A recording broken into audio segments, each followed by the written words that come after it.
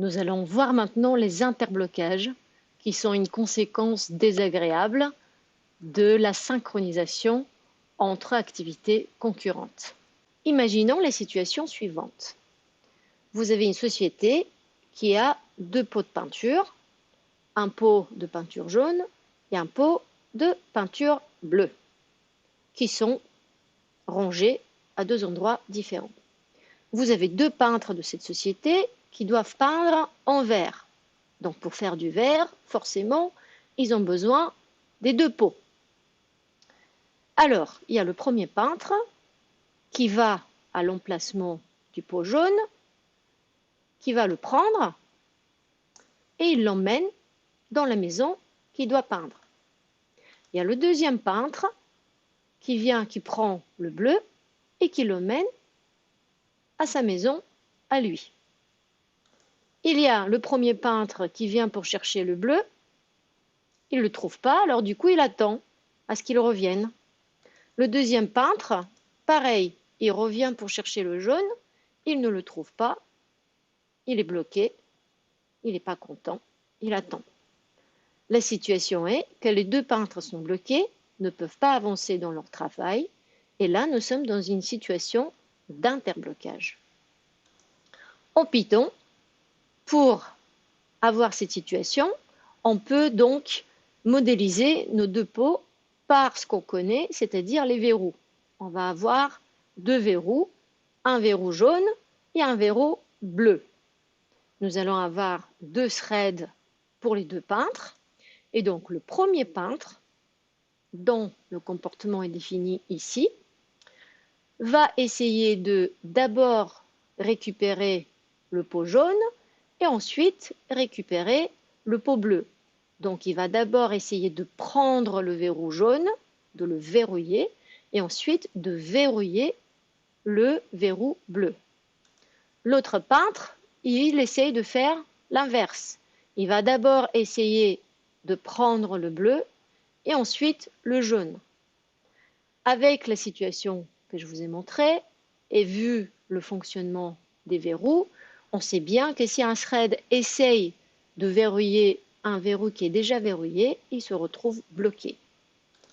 Si on exécute ce programme, on se retrouve dans la situation suivante, où effectivement on démarre le programme, il y a le premier peintre qui prend le jaune, il y a le deuxième peintre qui prend le bleu, et à partir de là, il y a tout qui est bloqué et le programme n'avance pas.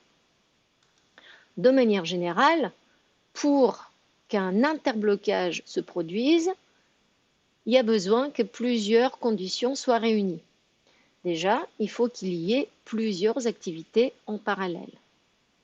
Ensuite, il faut qu'elles travaillent sur les mêmes ressources partagées.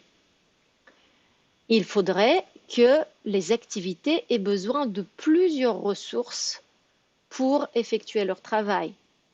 Et donc, elles se les procurent une à une, et tant qu'elles n'ont pas récupéré toutes les ressources et n'ont pas fini leur travail, elles ne relâchent pas les ressources qu'elles se sont déjà procurées.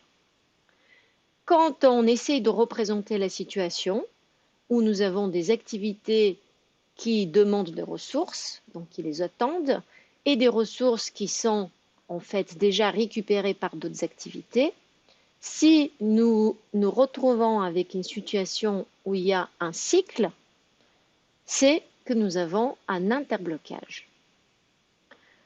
Alors, une situation d'interblocage commune que vous pouvez rencontrer est la situation des carrefours avec priorité à droite, où si nous suivons les règles à la lettre, si vous avez ici 4 voitures, les 4 voitures peuvent se retrouver bloquées. Heureusement, les chauffeurs savent communiquer et savent se mettre d'accord qui passe en premier pour que les situations se débloquent. Un autre exemple classique que nous voyons dans cette problématique, c'est le problème des philosophes, où nous avons des philosophes assis autour d'une table et où ils mangent, ils pensent et ils dorment. Pour manger, les philosophes ont besoin de 2 fourchettes. Toutefois, si nous avons 5 philosophes, nous avons 5 fourchettes sur la table. Ainsi, si nous avons une situation où nous essayons de faire prendre d'abord la fourchette gauche pour manger et ensuite prendre la fourchette droite, on peut facilement se retrouver dans la situation d'interblocage où les philosophes n'ont qu'une fourchette et attendent indéfiniment pour récupérer l'autre. Donc, ils risquent de mourir de faim. Et c'est là que nous avons une situation de famine, ce qui est exactement le terme qui est utilisé dans les systèmes d'exploitation quand des activités ne peuvent pas accéder aux ressources qu'elles demandent. Donc, il faut à tout prix éviter les situations de famine pour un bon fonctionnement du système. Comment gérer les interblocages? Alors déjà, on peut décider qu'on ne va rien faire si les interblocages, c'est quelque chose qui arrive très rarement, et si rebooter le système n'est pas trop grave. Si cette solution n'est pas applicable, on peut essayer de faire de sorte à ce que les interblocages ne soient pas possibles. Donc, on va prévenir les blocages. Ces mécanismes-là induisent un coût à l'exécution, donc ralentissent le fonctionnement global. Une autre alternative, c'est de guérir les interblocages, c'est-à-dire que ce soit possible que des interblocages surviennent, mais que le système périodiquement vérifie si c'est le cas et si il détecte un interblocage, il répare la situation pour faire avancer le fonctionnement. Ces mécanismes-là, malheureusement, ont aussi un coût et ralentissent le fonctionnement global du système. Nous avons vu dans cette séquence ce qu'est un interblocage, une situation où des activités concurrentes s'attendent mutuellement et ne progressent pas. Les interblocages sont des situations qui sont difficiles à gérer et les mécanismes pour leur gestion sont coûteuses et ralentissent le fonctionnement global du système.